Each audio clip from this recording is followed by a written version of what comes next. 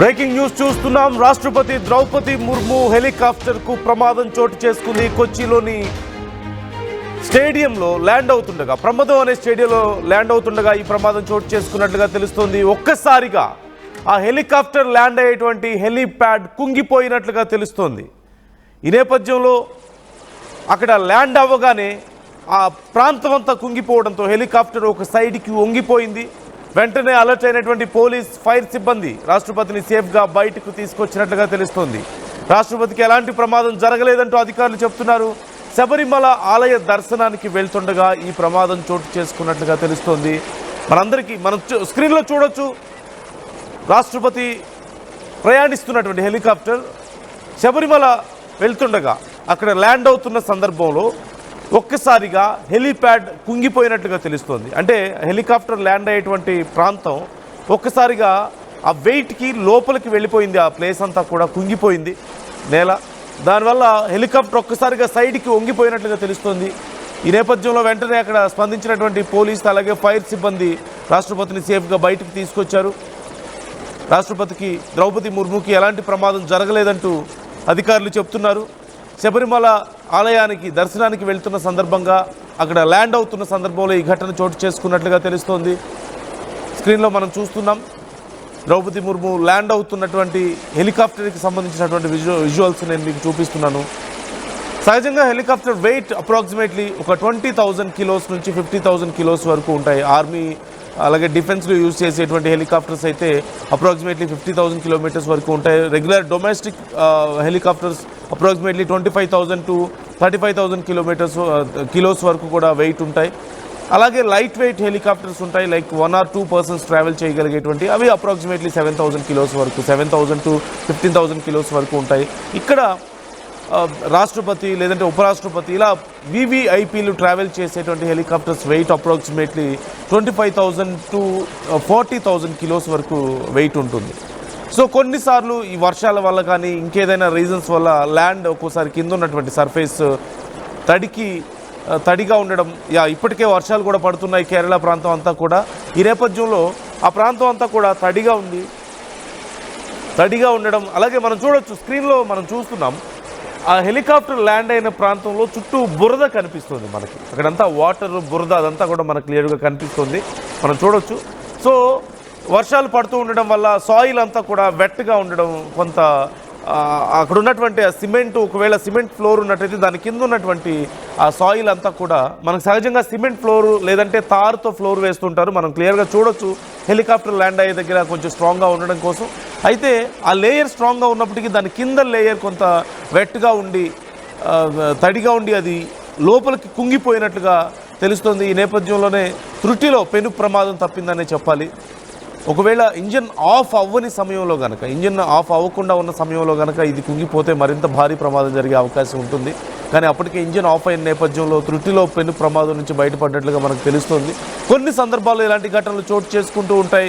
Soil చూడడానికి చాలా గట్టిగా అనిపిస్తుంది, ల్యాండ్ అవ్వడానికి ఈజీగానే ఉన్నప్పటికీ కూడా ఒక్కొక్కసారి హెలికాప్టర్ బరువు వల్ల ఇలాంటి ప్రమాదాలు చోటు చేసుకుంటూ ఉంటాయి. మనం చూస్తున్నాం. డీటెయిల్స్ తెలుసుకుందాం మరిన్ని. శిల్ప జాయిన్ అవుతున్నారు, మా ప్రతినిధి. శిల్ప, ఓవరాల్గా డీటెయిల్స్ ఎలా ఉన్నాయి? శబరిమల దర్శనానికి వెళ్తున్న సందర్భంగా ఈ ప్రమాదం త్రుటిలో తప్పినట్లుగా తెలుస్తుంది, డీటెయిల్స్ ఎలా ఉన్నాయి? రైట్, రాష్ట్రపతి ద్రౌపది ముర్ముకు పెను ప్రమాదం తప్పిందని చెప్పుకోవచ్చు.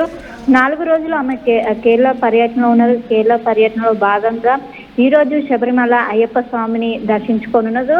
అందులో భాగంగా ఆమె ఈరోజు ఒకవైపు కొచ్చిలోని ప్రమాద ఏదైతే స్టేడియం ఉంటుందో అందులో హెలికాప్టర్ అని ల్యాండ్ చేయగా, ఒకవైపు మొన్నటి నుంచి కూడా అక్కడ ఏకదాటిగా వర్షాలు కురవడంతో ఒకవైపు అక్కడ అనేది మొత్తం కూడా బురదలాగా కింద నేల మొత్తం కూడా బురద ఉండడంతో ఒక్కసారిగా అది విమానం అనేది ఒక సైడ్ వంగిపోయింది. దీంతో వెంటనే అప్రమత్తమైనటువంటి పోలీసులు కావచ్చు, అగ్నిమాపక అతి కష్టం నుంచి బురద నుంచి పక్కకు నెట్టడంతో పెను ప్రమాదం ఎట్టింది. వాళ్ళు వెంటనే రెస్పాండ్ కాకపోతే పెను ప్రమాదం తప్పేదన్నట్టు కూడా ప్రస్తుతం అయితే చేశారు.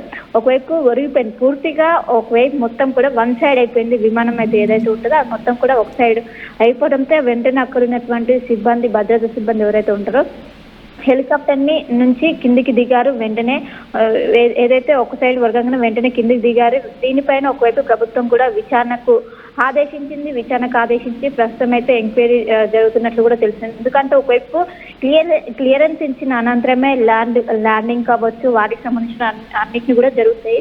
వాళ్ళు క్లియరెన్స్ ఏ విధంగా ఇచ్చారో, ఒకవైపు ఎవరైతే సిబ్బంది ఉంటారో ఎయిర్ ఫోర్స్ కి సంబంధించిన వాళ్ళు ఏ విధంగా అక్కడ బురద కావచ్చు, ఇదంతా వెట్టు వాతావరణం ఉన్నప్పుడు వాళ్ళు ఏ విధంగా క్లియరెన్స్ ఇచ్చారంటూ కూడా ఒకవైపు డోట్స్ వేసవడంతో ఇప్పటికే ప్రభుత్వం కూడా విచారణకు ఆదేశించి ప్రస్తుతం అయితే ప్రభుత్వం దీనిపైన విచారణ సాగిస్తున్నట్టు కూడా ఇప్పటికే చెప్పుకుంది. ఆమె 4 రోజులు కేరళ పర్యటించిన అందులో భాగంగా ఈ రోజు శబరిమలకి వెళ్ళి అయ్యప్పని దర్శించుకున్న అందులో భాగంగా తను అక్కడికి బయలుదేరటంలోనే ఈ మొత్తం కూడా జరిగింది. ఒక్కసారిగా అందరూ కూడా షాక్ గురయ్యారు. మొత్తం మీద ప్రస్తుతం అయితే ఎలాంటి గాయాలు కావచ్చు, ఎలాంటి ప్రమాదం, ఎలాంటి ఇబ్బంది కూడా జరగలేదంటూ కూడా ఇప్పటికే అటు ఎవరైతే రాష్ట్రపతికి సంబంధించినటువంటి అధికారికంగా అక్కడ ఉన్నటువంటి వాళ్ళందరూ కూడా ప్రస్తుతం ప్రకటించారు. కేవలం విమానం ఒరిగిపోగానే వెంటనే సిబ్బంది అంతా కూడా అలర్ట్ అయ్యి వెంటనే కిందికి దిగిపోయారు. మొత్తం మీద ఎలాంటి గాయాలు కావచ్చు, ఎలాంటివి కూడా కాలేదు. కానీ ఒకవైపు వాళ్ళు అక్కడ ఉన్నటువంటి భద్రత సిబ్బంది వెంటనే అప్రమత్తం అవడంతో పెను ప్రమాదం తప్పిందని చెప్పుకోవచ్చు. దీనిపైన ఒకవైపు కేరళ ప్రభుత్వము విచారణకు ఆదేశించింది. ప్రస్తుతం అయితే విచారణ కొనసాగుతుంది. Right. Thank you Shilpa, thanks for the details. ఈ అంశానికి సంబంధించి ఇప్పటికే విచారణ జరుగుతున్నట్లుగా తెలుస్తుంది. మనం ఒక్కసారి విజువల్ చూడొచ్చు, చాలా ఇంట్రెస్టింగ్ విజువల్ మనం చూస్తున్నాం. హెలికాప్టర్ని ఒక కారునో బస్సునో తోస్తున్నటువంటి ఒక విజువల్ మనకు క్లియర్గా కనిపిస్తుంది. ద్రౌపది ముర్ము దిగిపోయిన తర్వాత హెలికాప్టర్ నుంచి సేఫ్గా బయటికి దించిన తర్వాత హెలికాప్టర్ ఒక వైపుకి కొంచెం వంగిపోయి ఉంది కాబట్టి, కొంచెం కుంగిపోయి ఉంది కాబట్టి, సో అలాంటి కండిషన్లో హెలికాప్టర్ని మళ్ళీ టేకాఫ్ చేయడం కుదరదు. ఖచ్చితంగా టేకాఫ్ చేయడం చాలా కష్టమైన పని. హెలికాప్టర్ ఎప్పుడైనా సరే టేకాఫ్ అవ్వాలంటే ఖచ్చితంగా కింద సర్ఫేస్ అనేది చాలా ప్లెయిన్గా ఉండాలి, చాలా స్ట్రైట్గా ఉండాల్సిన అవసరం ఉంటుంది. ఎటువైపు కొంచెం వంగిపోయినా సరే ఏరోడైనమిక్స్ ఇష్యూస్ వల్ల అది క్రాష్ అయ్యే అవకాశం ఉంటుంది, వెంటనే బ్యాలెన్స్ కోల్పోయేటువంటి అవకాశం ఖచ్చితంగా ఉంటుంది, ఎయిర్ ప్రెషర్ ఇంబ్యాలెన్స్ అవ్వడం వల్ల. సో దానికోసం అని చెప్పేసి అక్కడి నుంచి కొంచెం పక్కకు తీసుకురావడం కోసం అధికారులు, అక్కడ ఉన్నటువంటి పోలీస్ అధికారులు, అలాగే మిగతా ఫైర్ సిబ్బంది అందరూ కలిసి హెలికాప్టర్ను నెట్టడానికి ప్రయత్నం చేయడాన్ని మనం చూడవచ్చు అక్కడ. But it's too heavy, around 25,000 kilos wait ఉంటుంది అక్కడ ఉన్నటువంటి హెలికాప్టర్. 25,000 to 40,000 కిలోస్ వరకు వెయిట్ ఉండేటువంటి అవకాశం ఉంటుంది వివిఐపీస్ ప్రయాణించేటువంటి హెలికాప్టర్. ఎందుకంటే కొన్ని సేఫ్టీ మెజర్స్ ఎక్కువగా ఉంటాయి కాబట్టి అత్యవసర సమయాల్లో అవసరమైతే తిరిగి చిన్న అటాక్స్ చేయడానికి కూడా అవసరమయ్యేటువంటి ఫెసిలిటీస్ ఉంటాయి. అంటే ఫైర్ ఫెసిలిటీస్ కొన్ని ఉంటాయి, ఆర్మ్స్ ఉంటాయి, అందులో ఫైర్ ఆర్మ్స్ ఫెసిలిటీస్ కొన్ని ఉంటాయి కాబట్టి ఖచ్చితంగా వెయిట్ చాలా ఎక్కువగా ఉంటుంది. నార్మల్గా సివిలియన్స్ ప్రయాణించేటువంటి హెలికాప్టర్స్లో ప్రొటెక్షన్ లెవెల్స్ చాలా తక్కువగా ఉండడం, at the same time weight చాలా తక్కువగా ఉండేందుకే డిజైన్ చేసి ఉంచుతారు. అలాగే ఎలాంటి కండిషన్స్ వచ్చినా సరే, ఏదైనా అత్యవసరమైనటువంటి పరిస్థితులు వస్తే, ఏదైనా అటాక్స్ కానీ అలాంటివి ఏమైనా జరిగినా సరే ఏమి చేయడానికి అవకాశం ఉండదు.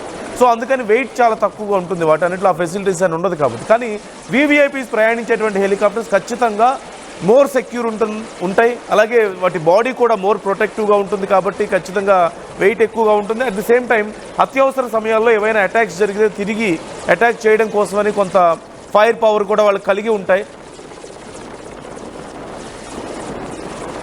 ఫైర్ పవర్ కూడా కలిగి ఉంటుంది కాబట్టి ఖచ్చితంగా హెలికాప్టర్ వెయిట్ అనేది చాలా ఎక్కువగా ఉంటుంది.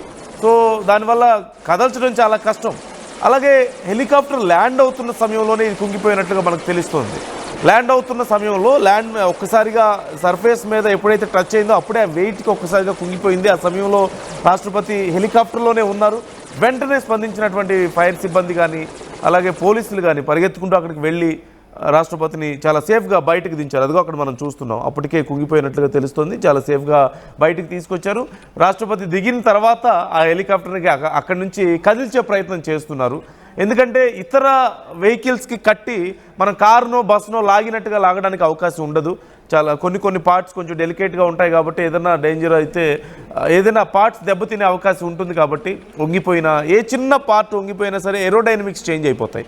ఏరోడైనమిక్స్ చేంజ్ అయిపోతే కష్టంగా మారుతుంది వాటి ప్రయాణం, పెద్ద ప్రమాదాలు జరిగే అవకాశం ఉంటుంది కాబట్టి ఇక దాన్ని నెట్టే ప్రయత్నం చేస్తున్నారు, మనం చూడొచ్చు.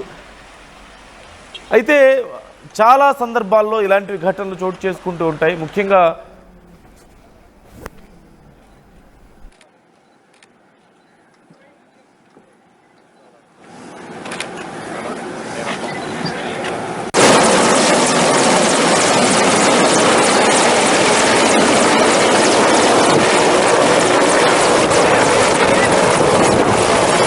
ఓవరాల్గా ఈ ఘటనలో రాష్ట్రపతి చాలా సేఫ్గా బయటకు వచ్చారు, ద్రౌపది ముర్ము. అయితే దీనికి సంబంధించి విచారణ జరుగుతుంది.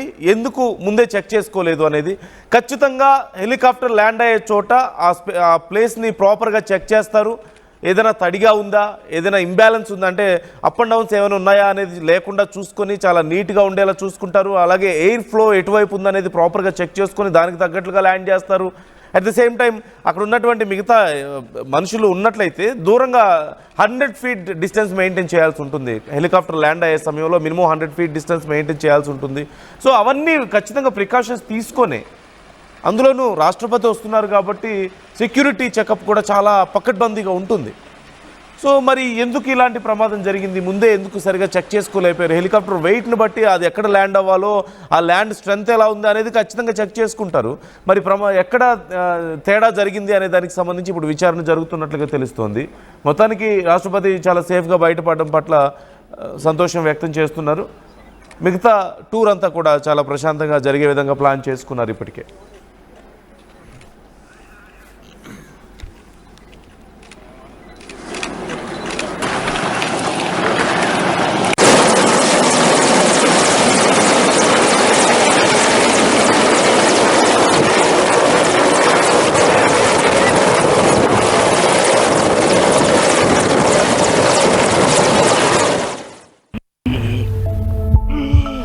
ఏమైంది అంకల్? పవర్ బిల్లు చేపుకు చెల్లు హై బీపీ బహి నేను తెల్లు పెట్టుకొని బిల్లు బీపీ అంటావు ఏంటి అంకల్? ఇల్లు అమ్ముకోరు బిల్లు కట్టమంటావా? ఇంటి పైకప్పు నమ్ముకోమంటున్నాను. ట్రూజాన్ సోలార్ సిస్టమ్ ఇన్స్టాల్ చేసుకోండి, ఫ్రీ ఎలక్ట్రిసిటీ జనరేట్ చేసుకోండి. నీకు చెప్తే లో బీపీ వచ్చి పోతారేమో, ఒక్కోసారి బిల్లు మొత్తం ఫ్రీ అయిపోద్ది. Truzon solar power, super power.